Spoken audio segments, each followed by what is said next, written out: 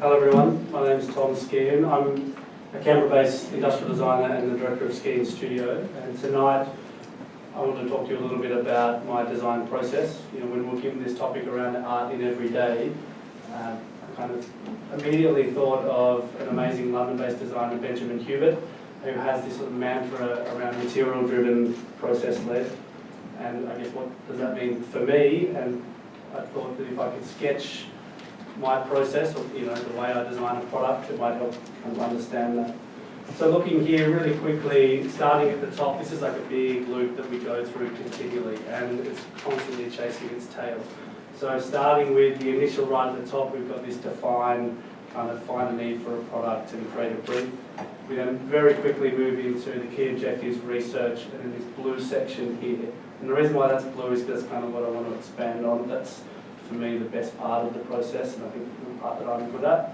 And that's when you're ideating, testing, prototyping, and using the materials and that material research to often lead to new outcomes in the product. And taking a very honest design approach to not only manufacturing, but also, I guess, the core idea of what a product's about. And that, for me, stems from this part. So then we get into the really kind of formal parts around running a commercial furniture studio, which is your costings, your product development, production, through to actually getting the product to market.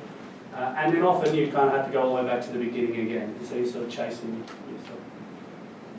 This is a shot from an exhibition I had a couple of years ago about materiality and about process, and these are all failed prototypes, just testing, just ideas that we went through these stages of experimentation. And in that chunk, in that blue section that I talked about, you're playing with fabrics and you're steaming timbers and you're looking at how a piece of sheet metal can fold like an origami piece of paper, and using that to hopefully spark an idea and make something new. This is an example of some of my work. This is a commercial furniture range designed for a company called Stylecraft, the Hoshi collection. And again, looking at materiality, it's all about really, really simple, minimal timber joinery that becomes the driving aesthetic in the work. So looking at like no visible fasteners, these sort of joint details here through this curve that cradle a really simple kind of dominant upholstered piece, and then building that language into a full collection.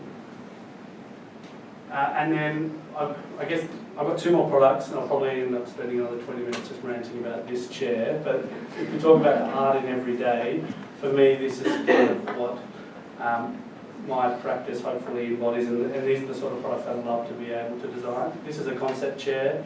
It was launched in New York last year and has then moved on to win the International Design Award, the Indie Award for Best in Product.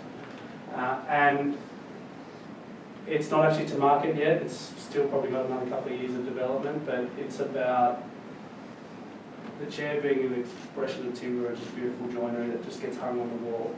And then through your own engagement and intrigue, you can then take it off and assemble it really simply, and then it becomes just a static, functional, really minimal dining chair. So although these products don't make me any money, it's not a commercial chair, it's just got a lot of potential, for sure. But these are the sort of things that excite me about being a creative in Australia, and I guess the opportunities that we have here in terms of manufacturing and materials is sort of what drives me. And then lastly, I wanted to finish on the nave chair. This is a new, again, a concept chair for a bigger collection that will be launched with Stylecraft in September. This recently was shown in Milan last month. And it's a little bit tricky to see in this slide, but there's this stitch detail that runs through here as well as across the top there. And I initially sent a set of models and sketches through to Stellan Studio, who's an amazing Canberra-based creative who also does all the upholstery on my commercial work. And I sent him these shapes, and then he responded with this cushion that is almost like taking a tennis ball, folding it out flat, so you've got that figure eight sort of shape. By connecting those two together, you make a three-dimensional form. So he then gave me the cushion, and then that led the language for the frame. So looking at steel and taking that really minimal, kind of clean kind of line drawing through the frame.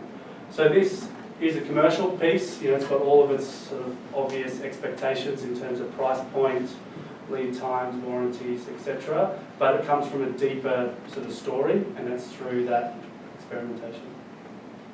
Thank you.